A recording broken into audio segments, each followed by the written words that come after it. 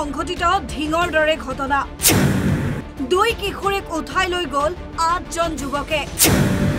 বিশেষ সম্প্ৰদায়ৰ 3 যুৱকক আটক কৰিছে আৰক্ষীয়ে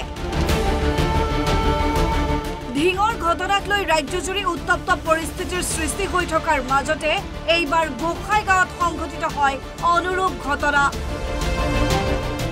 অভিযোগ অনুসৰি তুলসীবাৰীৰ 2 বড়ো জনজাতীয় কিশোৰীক চৌতাৰা গাঁৱৰ 8জনীয়া যুৱকৰ দল এটাই নিশা উঠাই লৈ যায় তাৰ পাছতে বিশেষ খবৰৰ ভিত্তিত ৰাইজে কথাটো জানিব পাৰি আৰক্ষীক খবৰ দিয়ে আৰু আজি আৰক্ষীয়ে তুলসী বিলৰ পৰা 10-12 কিলোমিটাৰ দূৰত কিশোৰী দুগৰাকীক উদ্ধাৰ কৰে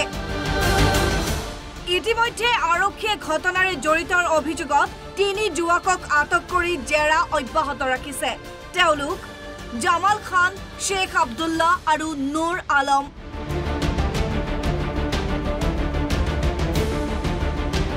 এই ঘটনাক লৈ গোসাইগাঁৱত সৃষ্টি হৈছে এক উত্তপ্ত পৰিস্থিতিৰ যেটো ঘটনা যোৱা ৰাতি 12টা মানত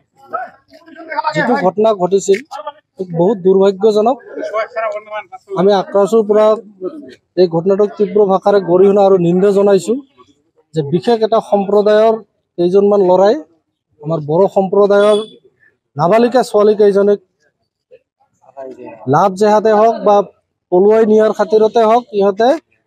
ঘৰৰ পৰা বেলেগ ঠাইলৈ গৈছিল আৰু তাতে আমাৰ স্থানীয় ৰাইজ বা কিছু সংখ্যক আমাৰ লৰাই তাৰ পৰা উদ্ধাৰ কৰিছে গতিকে এই ঘটনাটো আমি তীব্ৰ ভাষাৰে গৰিহণা জনাইছো আৰু মই ক'ব খুজিছো আমাৰ প্ৰশাসন মানে বিভাগক যে ইয়াৰ আগতে তুলসীবিল অঞ্চলত এনেকুৱা কেইবাটাও ঘটনা ঘটিছিল হয়তো এইটো আমি কিবা কিবি কৰি মীমাংসা কৰিছো কিন্তু এনেকুৱা ঘটনা যদি ঘটিয়ে থাকে এই অঞ্চলত তাৰ কাৰণে আমি প্ৰশাসনক অনুৰোধ জনাইছো যাতে এইটোৱে লাষ্ট ঘটনা হওক আৰু দোষীক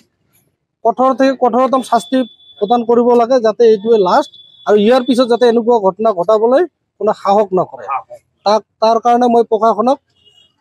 উচিত ব্যৱস্থা ল'বলৈ অনুৰোধ জনাইছো আৰু চৰকাৰকো মই এটা আহ্বান জনাইছো যে এই ক্ষেত্ৰত আপোনালোকে অলপ কঠোৰ দৃষ্টি ৰাখক বা আইন আমাৰ যেটো প্ৰশাসন আছে প্ৰশাসন বিষয়ক আপোনালোকে অলপ নজৰ দিয়ক যে এনেকুৱা ঘটনা যাতে পুনৰবাৰ তুলসীবিল অঞ্চলত নহয় অল আসামত যাতে ঘটিব নোৱাৰে তাৰ কাৰণে মই চৰকাৰক আহ্বান জনাইছো কথাটো হৈছে যোৱাকালি ৰাতি মোটামুটি 12টা-1টা বজাত মই খবৰ পালো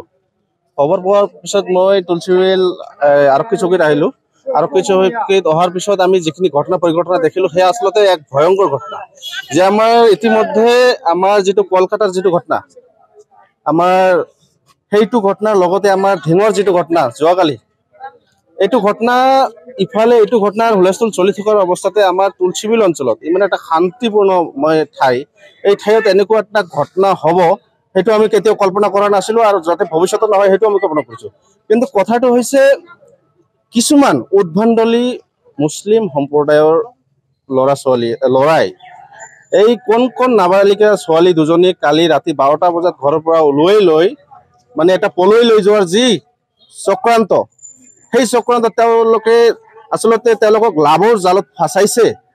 নে তেওঁলোকে আচলতে কি বিক্ৰী কৰিব খুজিছে আমি আচলতে ধৰিব পৰা নাই গতিকে আমি চৰকাৰক আমি অনুৰোধ জনাই আছো দাবী জনাই আছো যে 2-4-5জন মুছলিম লৰাৰ কাৰণে গোটেই মুছলিম সম্প্ৰদায়টো বদনামত পৰিব আমাৰ অঞ্চলত এটা হাংগা সৃষ্টি হ'ব আমি এইটো নিবিচাৰো গতিকে আমি এইটোই বিচাৰিছো আমি তুলসীবিল আৰক্ষী চকীৰ পৰা গোসাইগাঁও আমাৰ কোকৰাঝাৰ এছপি মহোদয়ৰ ওচৰত আমি অনুৰোধ জনাইছো